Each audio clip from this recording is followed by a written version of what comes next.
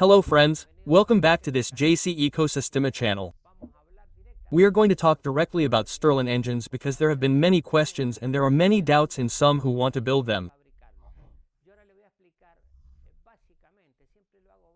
Now I am going to explain basically. I always do it basically with little theory because here is the Carnot cycle and a series of theories of thermal engines where he talks a lot about the heat supplied, that in reality the energy is in the heat.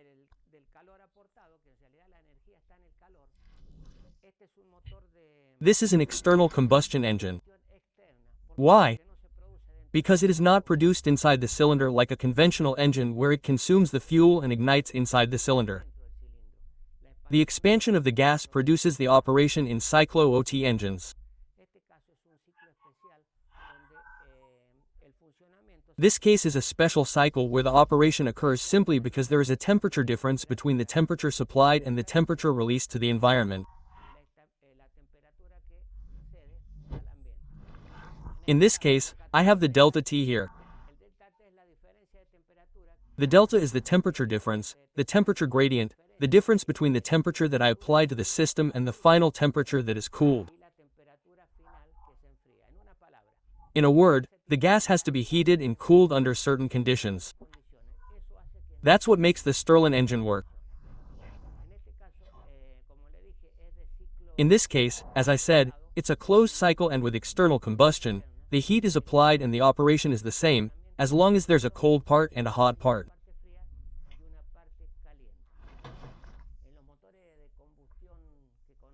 In the combustion engines that we know, where the cyclone, when having an exhaust, the heat goes out through the exhaust, then it takes in cold air again and there's a big difference in temperature between the entrance of the explosion, which is where high temperatures are produced, and the exit of the exhaust.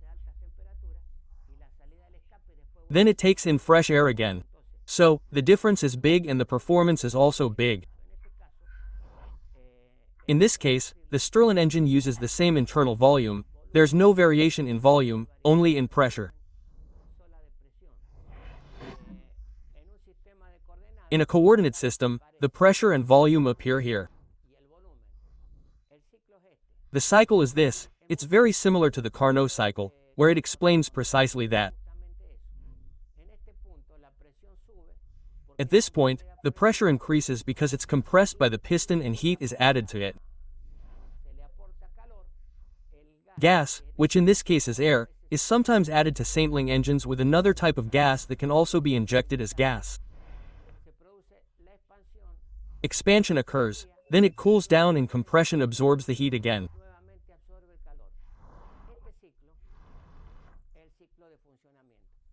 This cycle, the operating cycle, is done isothermally, meaning that the air inside the engine cycle is cooled and heated. Of the engine. There are different Stirling engines, but I'm basically going to explain this engine to you. This engine, if you see it, has two connecting rods and two pistons. This piston is actually called a displacer because it's not right in relation to the cylinder, it leaks between the cylinder and the piston. It's called a displacer. And this is the compression piston. I'm going to show it on the board to see if I can explain it well, because this is essential for the engine to work. Let's go to the board, then we'll come back to the engine. This is the displacer. It's a cylinder with a piston inside that actually leaks through this area. When the piston goes down, the air that is here moves along the edge and goes to the other piston, which is the compression piston. Compression. I'll show you at the beginning again. First, the displacement piston heats up. It heats the air that is in this area.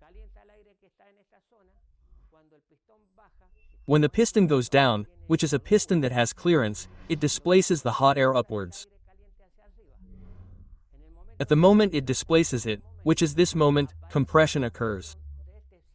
This is a hermetically sealed piston that compresses. So, the gas that absorbed heat, then we compress it, which would be in this part, produces expansion at a certain moment, the heat is lost and the same cycle is repeated. I'm a little confused. I don't know if I think it's a bit complex. I'll explain it again. This cylinder is a displacement cylinder. This cylinder has a seal that is like any hermetically sealed piston and the entire volume is the same. It's called constant volume because it's the same volume. There's no change in volume here. What there is compression at a certain moment. They told me what the point is. In a classic engine, the point is the top dead center of the piston where the spark or ignition occurs. In this case, there is no point. The point is directly 90 degrees from one piston to the other. In this case, where a piston is used, two pistons are placed at this point and the cylinders are 90 degrees apart, which is the same as placing two connecting rods at 90 degrees. Now let's go to this one. In this case, I have the compression piston, it is at this point and the displacer piston is at 90 degrees.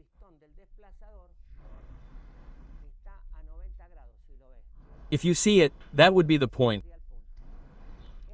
This is at 90 degrees with respect to the compression piston. My connecting rod came out.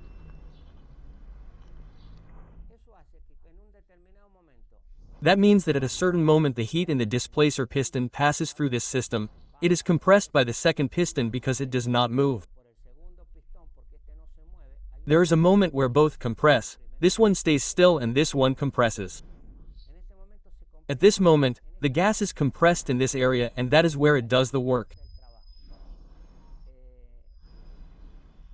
Hey, when the piston moves back, which does the work, it cools down and goes through the same cycle again. It takes heat back from cooling down due to a simple difference in expansion.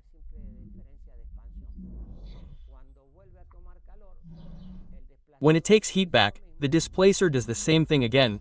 It sends the hot air to the compression piston compresses it, produces the work, expands it again, it cools down due to the simple expansion and the displacer piston does exactly the same thing.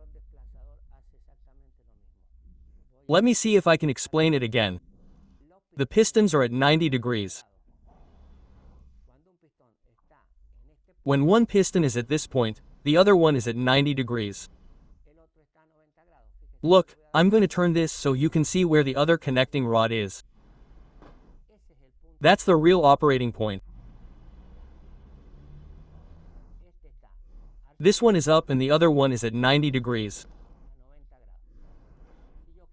If I turn it to always maintain that difference, one will be at 90 degrees with respect to the other. That's the point that makes this engine work.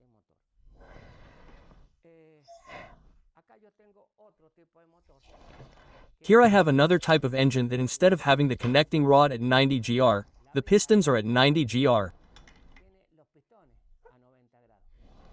In this one, both are on the same line, the displacement and the piston are on the same line. In this one, by placing the pistons at 90 gr, they can use the same crankshaft journal because they are automatically displaced at 90 gr with respect to each other.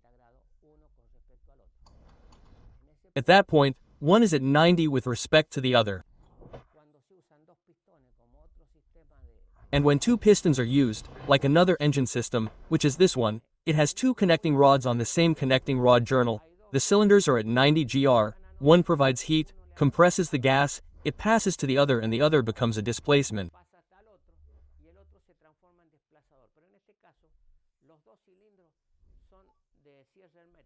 But, in this case, the two cylinders are hermetically sealed, with rings, and this part is like an exchanger to maintain the efficiency, because this makes the heat that goes out, contributes to this area, and then the one that comes, a heat exchange is maintained between the one that goes and the one that comes, and that generates this to have more efficiency, because it does not have to start from scratch.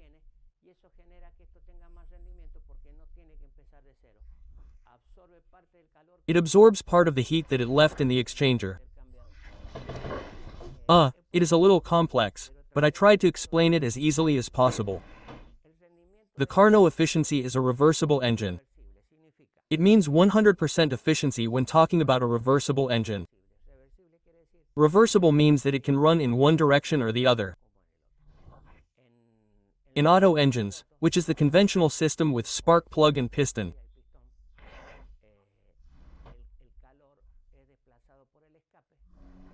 the heat is displaced by the exhaust, goes out to the outside and takes back the cold air that generates combustion again, mixing the air with fuel and compressing it. In this case, it is the same air that is compressed, expanded, cooled, and heated. Now I am going to make this engine work again. Oh, another important thing that they asked me about is that this engine, according to them, was a hoax because I would supply current to the lower motor and it would make the upper motor turn. It is not really like that. This engine is used as a generator. If I put an LED here, I will turn it on. I do not have it at hand right now. Oh, yes, here it is. I am going to put this on. I am going to do this test right away. I am going to turn on this light so that we can see that this is not a coincidence. I am going to make it work. I am going to heat the displacement cylinder. I already told you, this one does not have this cylinder, it is called a displacer. I have said it 20 times, but it is what I want you to understand. Right now, the cylinder is at 90 with respect to the displacer. So, the connecting rod is placed at a single point because the 90 displacement is already in the cylinders. In the previous case, the two cylinders were in line and were not displaced. Here, the displacer displaces the hot air from this area, it moves it backwards. At that moment, the piston goes down, compresses it, produces work and then, when it turns, it repeats the cycle again. Right now, I'm going to see if I'm warming it up so that we can make it work. It still needs some heat. Yes, it does need some heat and as soon as it's working, I'm going to try to get energy from the generator. This engine actually has a lot of performance with respect to what it consumes with what it gives, but it has little power and it's not used in cars. There was an experiment in cars, but what happened? It was very bulky and it wasn't successful enough because it can't accelerate quickly, the heat input with the loss is slow. It had some disadvantages. It still needs some temperature. If it's not really hot, it doesn't work. I'm going to wait a little while. When I said there were submarines, they laughed too, and it's true. The engine has to have heat that can be generated with atomic energy.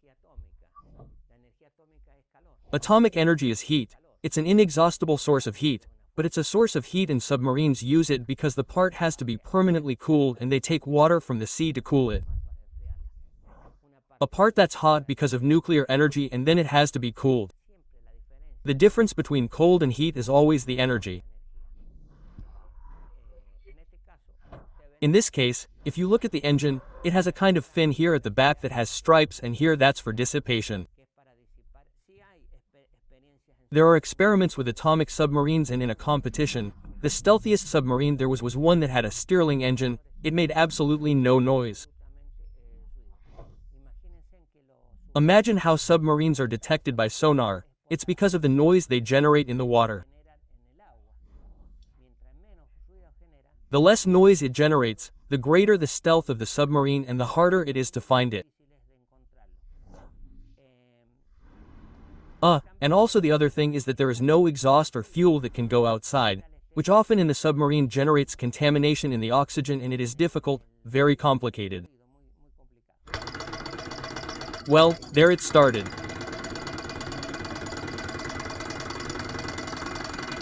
Here it is doing the following. It displaces the heat, compresses it and generates work. Well, now I put the belt on it so that it generates electricity and I'm going to push it a little to see if it keeps going.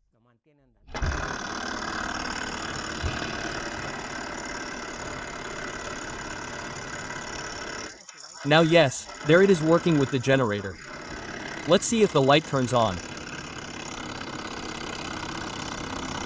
There it is. Look at the light.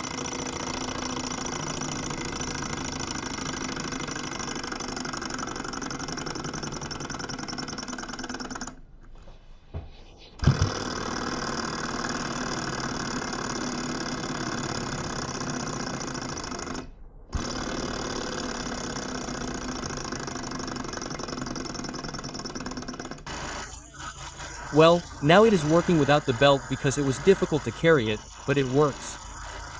This is a kit that comes with this light. The light is not 220. This is an LED, it is camouflaged in this way, but as I told you, it turns on. What happens is that it needs to pick up a lot of speed. There it is very fast. If the heat increases faster it is, as I told you, there is no point. This is simply 90 grams of connecting rods. If the connecting rods aren't at 90 gr like the other one, the pistons have to be at 90 gr. Here we have to say, stick to the heat. The back end has already heated up. Let's see, it works fine there, but when I put the generator on it stops, it's not the original thing. There it is running. Well, friends, my belt broke. It broke. I couldn't test it, but you guys managed to see something when I was helping it turn on the light. That light is an LED. It's a very camouflaged light. It's an LED, but it turned on. Right now the belt broke, so I'm making it run again without the belt. It undoubtedly runs much better without the belt because when the generator starts generating, there is energy consumption and it falls. But I tested it well and I kept it on for quite a long time. What happens is that first I put on a very hard belt. This one broke. This one is very hard. Then I put a softer one in and it started. I never got to try it, just for a moment when you saw it. But that's how it is. I can't start this engine right now because one of the pistons is broken, which is made of glass. This engine, this one also has a generator, but in this case the piston is broken, which is made of glass. That's why I can't start it. This one also had a generator that worked perfectly. I'm going to try to improve and fix them because it's a shame. They're very pretty. And I have some homemade ones that I wanted to show you. At some point I'm going to make a homemade one, but I can't guarantee that we'll do it because it takes me a long time. We're very busy making other videos and even working at the same time, but when I can I'm going to make a homemade one and we're going to do it piece by piece. In short, there's a displacer and a piston. There shouldn't be any leaks in this one. In this case we're going to look at the displacer. Okay, this is a displacement piston and here it has to be closed and on this side the compression and that's the way it's going to work. It compresses on one side and displaces on the other side. And the point is 90 degrees. When this one is compressing, the other one is at 90 degrees. Well, that's all for today. This has been the test that I did. I hope some of the questions that you asked me have been answered, and if not, we'll continue with the topic. Until next time and good luck.